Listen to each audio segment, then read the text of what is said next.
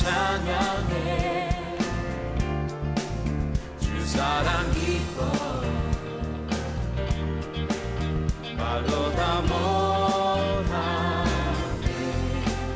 주 앞서 가며 길을 만드시네. 이스라엘 백성들은 택한 선민이었습니다.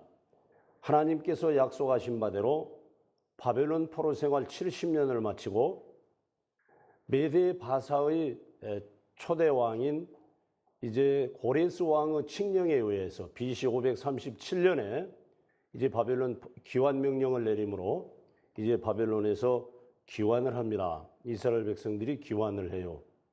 이게 참 크고 놀라운 일이었어요. 그리고 이들은 돌아오면서 뭐라고 고백하려고 하는가 하면 시편에서는 그들은 마치 꿈을 꾸는 것 같도다 그랬습니다. 꿈을 꾸는 것 같도다. 여러분, 우리가 나이 많이 드신 분들은 여기 계시지만 일제히 강점기에서 35년 3개월 동안 강점을 당하다가 1945년 8월 15일 날 해방이 되었으니 우리의 선배들은 마치 꿈꾸는 것 같았을 것입니다. 야, 이게 꿈이야 생시야. 그 지긋지긋한 일제의 치하를 우리가 벗어났구나. 우리의 힘으로 벗어난 것이 아니라 연합군의 힘으로 우리가 벗어났구나. 꿈을 꾸는 것 같았을 거예요. 마치 이스라엘 백성들도 바벨론 포로에서 귀환을 하면서 꿈을 꾸는 것 같도다. 꿈을 꾸는 것 같도다. 그들은 벅찬 감격을 안고 본토 예루살렘에 돌아와서 성전을 기초를 놓고 성전을 재건하기 시작합니다. 여러분, 그 성전을 수룹바벨 성전이라고 합니다. 이제 이들이 성전을 다 완공하였습니다. 이들이 그 각고의 노력 끝에 방해도 있었고 사마리아인들의 방해도 있었고 어려움도 있었지만은 그들은 성전을 완공하였습니다. 그런데 말입니다. 이들에게 문제가 발생했습니다. 우여곡절 끝에 성전의 재건을 마쳤지만 백성들은 오랜 기간의 포로 생활을 통하여 이제 종교적 나태와 무지로 인해 백성들은 하나님께 대한 바른 헌신과 충성을 등한히 여기고 또 지금까지 자신들을 인도하시고 은혜를 베풀어 주셨던 하나님의 사랑과 은혜를, 그분의 초월적인 능력을 이제 잃어버렸다고 하는 것입니다. 점점 무뎌져 버리는 거예요. 여러분, 마치 바늘 도둑이 소도둑 된다는 말이 있지 않습니까? 이들의 마음은 무뎌져 버렸다고 하는 그러한 말씀입니다. 그렇습니다. 결국 이스라엘 백성들은 불충과 불성실로 인해서 하나님께서는 심판을 선언하실 수밖에 없게 되었습니다. 먼저는 하나님께서 두려운 여호와의 날이 이른다라고 선언하십니다. 그러나 그들은 그럼에도 불구하고 무한한 사랑을 소유하신 하나님께서는 이스라엘을 포기하지 않으셨습니다. 그리하여 만약 당신의 백성들이 하나님께 돌아오면은 그들을 다시 긍휼로 품어주실 것을 지금 이 말씀 속에서도 약속하고 있는 것입니다. 하나님께서는 선지자 말라기를 통하여 내게로 돌아오라. 그리하면 나도 너희에게로 돌아가리라. 오늘 본문 7절에서 그렇게 말씀하는 거예요. 이 약속을 계속 하나님께서 내게로 돌아오라. 그리하면 나도 너희에게 돌아가리라. 그러니까 이들을 회개를 촉구하는 것이었습니다. 여러분, 이렇게 회개를 촉구하는데 이들이 뭐라고 말합니까? 우리가 어떻게 해야 돌아가리까? 우리가 어떻게 해야 하나님께 돌아갈 수 있습니까? 하고 되려 되묻는 것이었습니다. 이 하나님께서는 이스라엘이 11조와 봉헌물, 율법을 지키지 아니하였다고 지금 말씀하는 거예요. 왜냐하면 그것은 바로 하나님의 것을 도적질하는 악한 죄라고 하는 사실을 지금 지적하고 있는 것입니다. 그러면 오늘 여러분 본문이 말하는 11조란 무엇입니까? 하나님의 것이란 무엇입니까? 오늘 본문 10절에서 만군의 여호와가 이르노라. 너희의 온전한 11조를 창고에 들여 나의 집에 양식이 있게 하고 그것으로 나를 시험하여 내가 하늘문을 열고 너희에게 복을 쌓을 곳이 없도록 붙지 아니하나 보라. 여러분, 레위기 27장 30절에서는 땅의 10분의 1 곧 땅의 곡식이나 나무의 과실이나 그 10분의 1은 여호와의 것이니 여호와께 성물이라 그랬습니다. 땅에서 나는 곡식이든지 나무의 열매든지 10분의 1은 야훼의 것이니 야훼께 드리라고 하는 것이었습니다. 여호와의 것이니 여호와께 드리라고 하는 것이었습니다. 그러면 여러분, 성경에 나타난 11조는 어떻게 말씀하고 있습니까? 성경에서 가장 먼저 11조를 말씀하시는 것은 창세기 14장 17절로 20절에 아브라함이 멜기세덱에게 11조를 드립니다. 구약 성경에 맨 처음 나오는 11조. 아브라함이 전쟁에서 포로로 잡혀간 롯과 그의 가솔들을 318명의 가병을 데리고 밤에 기습작전을 펴서 그들을 전부 다시 찾아서 돌아옵니다. 그런데 돌아오는 길에 살렘 왕이요 가장 높으신 하나님의 제사장인 멜기세덱은 빵과 포도주를 가지고 나와서 아브라함에게 복을 빌어줍니다. 그리고 아브라함에게 뭐라고 말하는가 하면 가장 높으신 하나님을 찬양하시오 그러는 거예요. 이 말을 하자 아브라함은 가지고 있는 모든 것의 10분의 1을 멜기세덱에게 주었다. 성경은 그렇게 말씀하고 있는 거예요. 여기서 우리는 아브라함이 가지고 있는 모든 것의 10분의 1이라는 문장에 주의할 필요가 있습니다. 이것은 11조의 범위를 규정해 주는 단서가 되기 때문입니다. 또한 그 하나는 11조의 성격을 규정하고 있기 때문입니다. 19절에는 아브라함에게 복을 내려 주십시오라고 말씀합니다. 멜기세덱이 하나님께 복을 빌었고 20절에서는 원수들을 그대의 손에 넘겨주신 가장 높으신 하나님을 찬양하시오라고 멜기세덱이 아브라함에게 말합니다. 그러니까 이 아브라함이 10분의 1, 자기의 모든 가진 것의 10분의 1을 멜기세덱에게 드린 거예요. 그렇습니다. 여러분, 아브라함이 11조를 멜기세덱에게 드린 때에는 모세의 율법에 아직까지 11조를 규정하지 않았어요. 모세의 율법이 아직 제정되지 않은 때였다 그 말입니다. 또 멜기세덱이 노략물의 10분의 1을 아브라함에게 과세했다는 표현도 없습니다. 멜기세덱은 하나님의 세무요원이 아니었습니다. 아브라함은 자발적으로 11조를 드렸습니다. 이것은 하나님의 은혜에 대한 앞으로 더 복을 받기 위한 행위가 아닌 감사제였습니다. 더 복을 받기 위한 것이 아니라 하나님의 은혜가 너무 감사해서 감사제의 성격이었다라는 그런 말씀입니다. 이 행위는 그리스도인의 헌금 방법일 뿐만이 아니라 그리스도인이 이렇게 순종해야 한다는 그러한 태도를 예시해주고 있는 말씀입니다. 더 축복을 받기 위하여 드린 것이 아니란 말입니다. 하나님의 은혜가 너무 감사했단 말입니다. 너무 기뻤단 말입니다. 즐거웠단 말입니다. 그래서 멜기세덱에게 드렸다라고 말씀합니다. 다음으로 성경에 나타난 11조. 레위기 27장 30절로 34절에는 레위기 27장의 농산물의 11조와 가축의 11조를 명령하고 있습니다.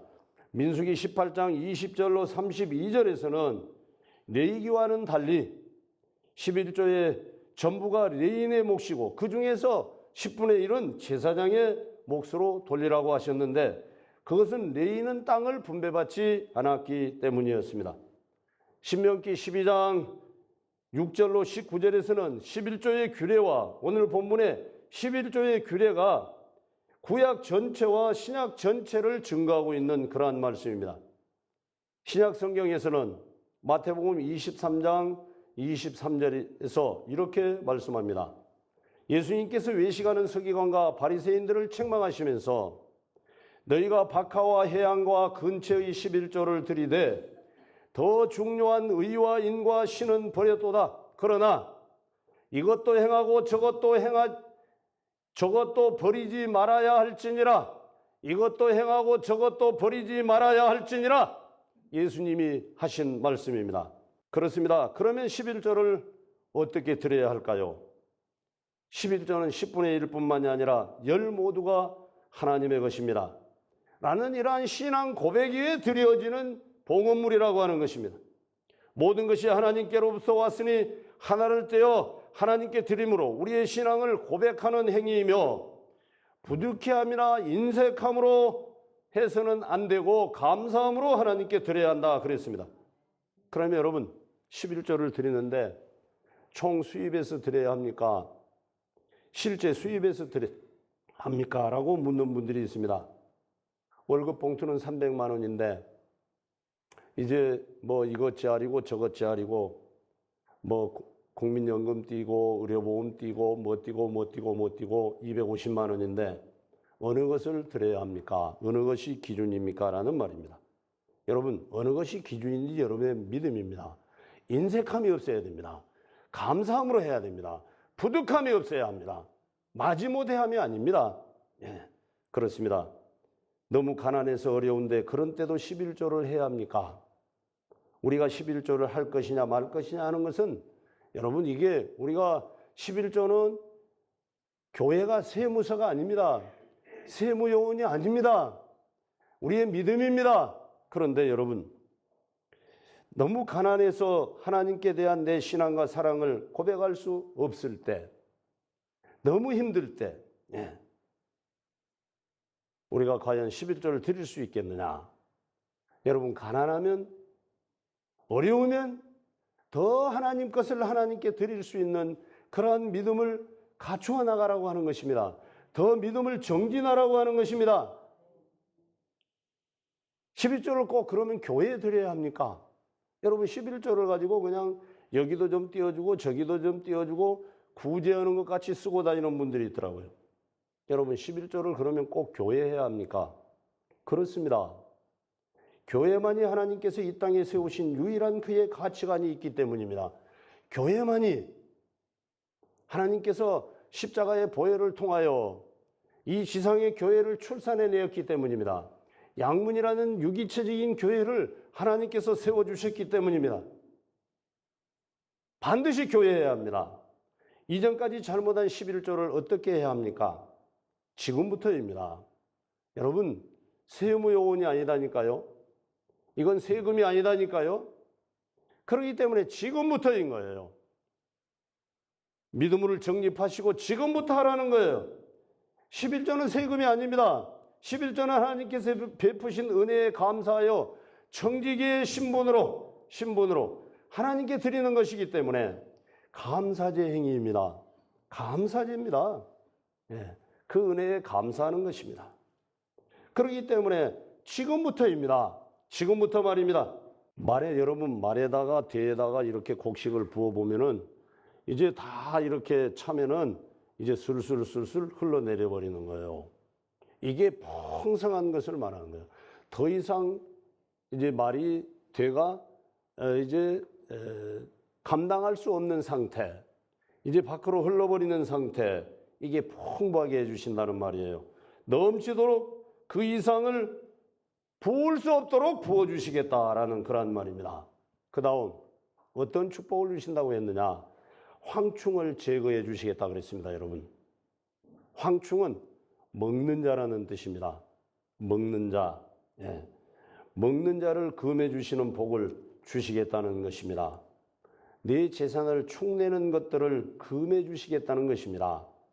복의 개념은 여러분 그저 막 받는 것으로만 압니다. 그러나 받으면 뭐합니까? 나가는 구멍이 많으면 오히려 손해인 것입니다. 전대가 구멍 나버리면 여러분 이 물병에 밑이 펑크가 나 있다면 아무리 물을 부어놔도 시간이 되면 싹 빠져버린 것입니다. 이렇게 전대가 구멍 나지 않도록 해주시겠다는 거예요. 여러분들에게 주신 하나님의 복이 나가버리지 않도록 먹는 자가 없도록 하나님께서 지켜주시겠다는 거예요. 인간 황충을 제거해 주시겠다는 거예요. 손해보게 하는 사람을 막아주시겠다는 거예요. 여러분 사람 때문에 얼마나 많이 손해봅니까? 그것을 하나님께서 막아주시겠다는 거예요. 내가 못 막는 거예요. 우리는 다 기가 솔깃해가지고 여러분 이익을 본다면 그냥 기가 솔깃해서 쫓아가다가 여러분 함께 넘어져 버린 경우들이 얼마나 많습니까? 이 인간 황충을 제거해 주시겠다는 거예요. 질병 황충을 제거해 주겠다는 거예요. 여러분 병치레 하시면서 치료받으시면서 얼마나 힘들고 어렵습니까? 많은 돈들이 소모되지 않습니까? 많은 돈들이 날아가 버리지 않습니까? 이 질병 황충을 제거해 주시겠다 그랬습니다. 우한 황충입니다. 가정에 우환이 없도록 제거해 주시겠다는 것이었습니다. 다음은 열방이 너를 복되다 하리라 그랬습니다.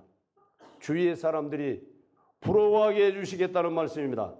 여러분 때문에 예수 믿게 해주시겠다는 말씀입니다. 여러분이 칭찬받는 그리스도인이 되도록 하나님께서 해주시겠다는 것입니다. 하나님께서는 이렇게 해주시고 싶으셔서 하나님의 것인데도 하나님의 것인 증표를 봉헌물로 하나님께 드리라고 하는 것입니다. 다 하나님께서 주셨는데 그것을 하나님께서 다 받으셔도 되는데 여러분들에게 은혜로 주셨으니 그 증표로 내 것임을 하나님의 하나님 되게 하셔달라 그 말이에요. 그게 바로 11조 봉헌물이라고 하는 말입니다. 여러분 오늘 본문에도 그랬습니다. 이 11조가 뭔가 하면 11조를 드리라고 하는 여러분 말라기서에는 6편의 설교가 나오는데요. 5번째 설교가 이 11조입니다. 말라기 선지자는 5번째 설교를 이 11조를 설교하고 있는데요. 이 11조의 규정이 뭔가 하면은 율법이다 그랬습니다. 율법이라고요. 율법이라고 표현하고 있습니다. 이 말씀을 여러분들에게 드리겠습니다. 바울이 이렇게 고백하고 있습니다. 로마서 3장 31절 그런즉 우리가 믿음으로 말미암아 율법을 파기하느냐 그럴 수 없느니라 도리어 율법을 굳게 세우느니라. 우리가 믿음으로 율법을 파기할 수 있느냐? 예수님이 십자가 지심으로 완성되었습니다. 산상수훈에서 마태복음 5장 17절에서 나는 율법이나 선지자를 폐하러 온 것이 아니라 완성시키러 왔다 그랬습니다. 여러분 그러므로 너희가 믿음으로 율법을 파기할 수 있느냐? 그럴 수 없느니라. 그럴 수 없느니라. 도리어 율법을 굳게 세우느니라. 바울은 스스로 제기한 질문에 단호하게 율법은 무효화할 수 없다, 폐기할 수 없다라고 선언하고 있습니다. 오히려 믿음을 통해 구원받은 자는 율법을 굳게 세운다, 지킨다, 율법을 굳게 세워나간다, 율법을 굳게 지킨다라고 고백하고 있습니다. 이 말은 믿음 안에서만 율법이 완성된다는 말씀이기도 합니다. 구원의 은혜가 너무나 커서 너무나 감사해서 굳게 지키고 굳게 세운다는 것입니다. 여러분 양편에 달려있는 강도들은 로마 군인들이 뼈를 꺾어버렸습니다. 예수님은 뼈를 꺾지 않았습니다. 예수님은 창을 허리에 지름으로 물과 피를 다 쏟으셨습니다. 그렇다면 두 강도는 말입니다. 로마 군인들이 죽인 것이고 예수님은 로마 군인이 죽인 것이 아니라 그 상황을 이야기한다면 하나님께서 내놓으신 거예요. 하나님께서 내놓으신 것이라고요. 저와 여러분을 구원의 백성으로 삼으시기 위하여 이 은혜 때문에 율법을 폐기하는 것이 아니라 더 굳게 세워나가느니라, 더 지키느니라, 더 완벽하게 지켜나가라고 하는 거예요. 11조는 우리는 복을 받기 위하여 하나님 앞에 드린다거나 여러분 그 하나님의 여기 물론 11조를 잘 드리지 않는 자에게 저주의 말씀을 선포했는데 저주를 받지 않기 위하여 드린다거나 하나님 앞에 복을 받기 위하여 드린다거나 그런다면은 여러분 베드로 성당을 지키기 위하여 속죄권을 산 사람들하고 무엇이 다릅니까? 다르지 않습니다. 그렇기 때문에 이러한 축복이나 저주의 개념에서 드리는 것이 아니라 구원의 은혜가 너무나 크고 너무나 감사해서 너무나 감동적이어서 모든 것이 다 나에게 주신 하나님의 은혜요 하나님의 것이기 때문에 하나님의 것을 하나님께 드리는 증표로서 10분의 1을 하나님 앞에 드리는데 그 드림이 인색함이나 부득함이 없이 계산기 투들어서 인색함으로 하지 마시고 감사함으로 기쁨으로 즐거움으로 하나님 앞에 드리는 감사제의 성격이다 라는 그러한 말씀입니다. 21조를 하나님께서 받으시겠다는 거예요. 21조를 하나님께서 창고에 쌓도록 만드시겠다는 거예요. 저는 이 시간에 록펠러의 11조를 잠시 소개하고 여러분들에게 말씀을 마치려고 합니다. 영적 복식 부기. 돈을 벌어라. 정직하게 벌어서 지혜롭게 나누어 주어라. 록펠러는 19살 때 이리 스트리트 침례교회 집사가 되었습니다. 진정한 헌신자였습니다. 돈 버는 재능은 하나님께서 내게 주신 선물 중에 선물이다. 이런 선물을 받은 나는 원도 없이 돈을 벌어보았다. 이제 나는 양심의 지시에 따라 사람들에게 도움이 되도록 이 돈을 쓸 것입니다. 이것이 하나님께서 내게 내리신 사명이라고 믿기 때문입니다. 1855년 고등학교를 졸업한 16살의 소년 록펠러는 대학을 포기하고 사업을 배우기 위하여 사무원으로 들어갔습니다. 이제 철도회사, 은행, 도매상을 열심히 찾아다녔고, 이제는 최초에는 곡물회사를 주급 4달러짜리 격리사원으로 들어갔습니다. 어린 시절에 어머니에게서 들은 교훈이 있는데 3가지를 어머니가 그에게 약속해 주었습니다. 11조를 생활화하라. 교회에 가면 맨 앞에 자리에 나가서 예배를 드려라. 3번째는 목사님의 마음을 절대 아프게 하지 말아라. 이것이 록펠러의 어머니가 록펠러에게 해주신 약속이었습니다. 록펠러가 세교회사에 손을 대고 난 후에 이제는 록펠러 회사를 차리게 되었는데, 이제는 그때 남북전쟁이 일어난 후라서 미국 사회는 골드러시, 금러시가 일어났었고, 다음에는 오일러시가 일어났습니다. 이러한 때 이제 록펠러가 유전지대를 25,000달러에 샀는데 석 달 뒤에 150만 달러가 되어버렸습니다. 그러니까 그냥 막 금방금방 튀어버리는 것이었습니다. 그때 여러분 얼마나 힘들고 어려웠겠습니까? 석유회사를 차리려고 여러분 석유를 걸러내고 또한 끓이고 농축해서 물과 가성소다, 황산으로 정화해 등유로 사용하는 정유 시스템을 록펠러는 개발해냈습니다. 석유 판매를 통해서 그는 거부가 되었습니다. 젊은 나이에 백만장자가 되었습니다. 탄광을 인수하였습니다. 근데 여러분, 탄광을 인수하고 나니까 기도를 하는데 자꾸 깊이 파라, 깊이 파라고 음성이 들리더라는 거예요. 그래서 이 탄광에서 깊이 팠더니 원유가 나오더라는 거예요. 그러니까 이 록펠러는 떼돈을 벌어버리는 것이었습니다. 그래서 록펠러 연구소, 1910년 록펠러 재단, 그래서 1억 달러를 기증하고요. 일생 동안 세계 최고의 부자라고 하고 있는 빌 게이츠보다 3배나 더 많은 돈을 록펠러는 벌었다고 하는 것입니다. 그가 번 돈의 10분의 1은 반드시 하나님의 것이었습니다. 11조를 계산하는 직원들을, 도와주는 직원들을 40명이나 두었다고 하는 그러한 사실입니다. 그렇습니다. 11조의 비밀을 확실히 깨달은 록펠러는 진정한 비밀은 의무감에서 드리는 것이 아니라 그는 자신의 드린 11조가 하나님의 밭에 뿌려져서 싹이 트고 자라나서 열매를 맺는 씨앗임을 그는 깨닫게 되었습니다. 그의 져서 싹을 틔우고 자라나 열매 맺는 씨앗임을 그는 그 져서 록펠러에서 기록하고 있는데요. 내가 전 세계 인류의 자유에 도움을 줄 수 있는 엄청난 재산을 모을 수 있었던 것은 하나님의 섭리였습니다. 하나님의 축복이었습니다. 나는 남들에게 돈을 나누어 주기 시작한 뒤로 오히려 재산이 점점 불어나 이것이 하나님의 선물임을 깨닫게 되었습니다라고 고백합니다. 여러분, 이 세계에서 아직까지 록펠러보다 부자는 태어나지 않았다고 합니다. 뭐 빌 게이츠니 뭐니 다 미국의 부자들이 나왔지만 그 시대에 그 돈을 지금 시대에 아무리 많이 벌어도 벌 수가 없다는 것입니다. 그는 11조의 비밀 때문에 그랬습니다. 여러분, 저는 이 록펠러가 하나님의 것을 하나님께 드리는 이 삶, 의무감으로 드리는 것이 아니라 이제는 감사함으로 드리고 기뻐서 드리고 즐거워서 드리는 그러한 말씀입니다. 우리 양문의 모든 성도들이여, 우리는 축복이 좋아서 저주가 무서워서 하나님 앞에 11조를 드리는 것이 아니라 온전한 11조란 구원의 은혜가 너무나 감사해서 기뻐서 즐거워서 감격해서 나의 모든 것이 다 하나님의 것이요 주님이 주신 것이기 때문에 하나님의 것을 하나님께 드리는, 모두 다 드리는 증표로 10분의 1을 하나님께 드리는 것입니다.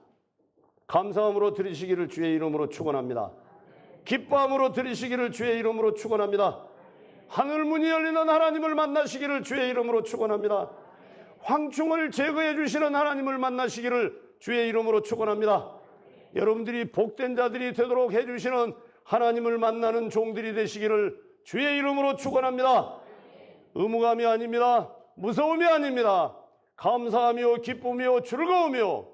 그러므로 너희는 믿음으로 율법을 폐기할 수 있느냐? 그럴 수 없느니라. 오히려 굳게 세워나가느니라. 굳게 지켜라 지켜라 지켜라. 이 말씀을 순종함으로 황충을 제거해 주시고 열매가 있기 전에 떨어지지 않게 해주시고 먹어버리는 치우는 자들을 없애주시며 복되게 해주시는 하나님의 보호하심과 인도하심이 여러분들의 직장, 사업, 가정, 자녀들을 지켜주시는 그 하나님을 여러분 날마다 만나시고 감사하시길 주의 이름으로 축원합니다.